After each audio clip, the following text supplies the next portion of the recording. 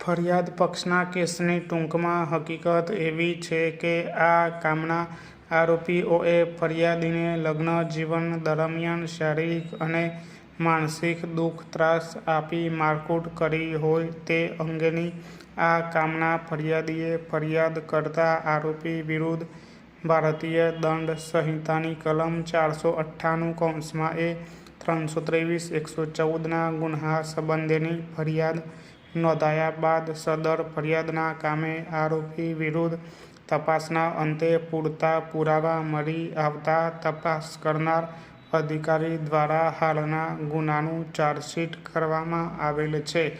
ત્યારબાદ આ કામના આરોપીઓને આ અદાલત દ્વારા સમન્સ કરતા આરોપીઓ આ અદાલત સમક્ષ હાજર થયેલ છે અને આરોપીને પોલીસ તપાસના કાગળોની નકલો ક્રિમિનલ પ્રોસિજર કોડની કલમ 207 અન્વયે આપવામાં આવેલ છે. ત્યારબાદ આ કામે આરોપી સામે આંક 5થી તહોમતનામું ફરમાવી અને આંક 6-7થી આરોપીઓની ગુના અંગેની પ્લી નોંધવામાં આવતા આરોપીએ ગુનાનો ઇનકાર કરતા કેસ આગળ ચલાવવાનો હુકમ કરવામાં આવેલ છે.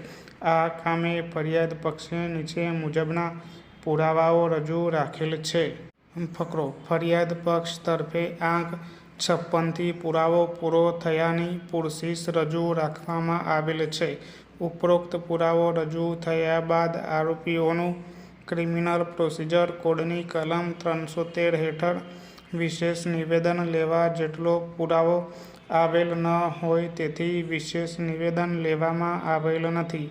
ત્યારબાદ સદર કામે બંને પક્ષકારોની દલીલો સાંભળી ઉપરોક્ત હકીકતે કેસના નિર્ણય માટે નીચે મુજબના મુદ્દા ઉપસ્થિત થાય છે. ફકરો: શું ફરિયાદ પક્ષ નિઃશંકપણે પુરવાર કરે છે કે આ કામના આરોપીઓએ ફરિયાદીને લગ્ન જીવન દરમિયાન શારીરિક અને માનસિક દુઃખ ત્રાસ આપી મારકૂટ કરી ભારતીય દંડ સંહિતાની કલમ 498-323-114 મુજબનો ગુન્હો કરેલ છે? પ્રશ્નાર્થ. ઉપરોક્ત મુદ્દા અંગે મારો નિર્ણય નીચે મુજબ છે. 1. નકારાત્મક. 2. આખરી હુકમો. ફકરો: આ કામમાં રેકર્ડ ઉપર રજૂ થયેલા મૌખિક તેમજ દસ્તાવેજી પુરાવા તથા બંને પક્ષોની દલીલોને ધ્યાને લેતા આ કામે આંક 53થી ફરિયાદી સિમરનબેન ચેતનભાઈ સાદિયાને સોગંદ ઉપર તપાસેલા છે. તેઓએ તેમની સર તપાસમાં જણાવેલ છે કે તેઓ હાલ ભાણવડ મુકામે તેના પરિવાર સાથે રહે છે.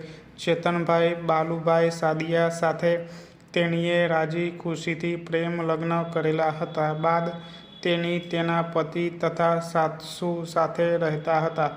લગ્ન જીવન દરમિયાન તેઓને સંતાનમાં એક પુત્ર જેનિલનો જન્મ થયેલ હતો જે હાલ તેણીના પતિ સાથે રહે છે. લગ્ન બાદ તેઓ તેણીના સાસુ સાથે ગાંધીનગર રહેવા જતા રહેલ અને તેઓનું લગ્ન જીવન સુખમય રીતે ચાલતું હતું. બાદ પતિ પત્ની વચ્ચે નાની નાની બાબતમાં ઝઘડા થતા ઉશ્કેરાટમાં આવી ભાણવડ પોલીસમાં લેખિત અરજી આપેલ તેમજ તેના આધારે પોલીસે ફરિયાદ નોંધેલી. સદર કામે ફરિયાદીને વિદ્વાન એપીપી શ્રી દ્વારા ફરી કયેલા જાહેર કરી અદાલતની પરવાનગીથી ઉલટ તપાસમાં પૂછી શકાય તેવા પ્રશ્નો પૂછવા છતાં તેઓ ફરિયાદની હકીકતને લેશ માત્ર પણ સમર્થન કરતા નથી.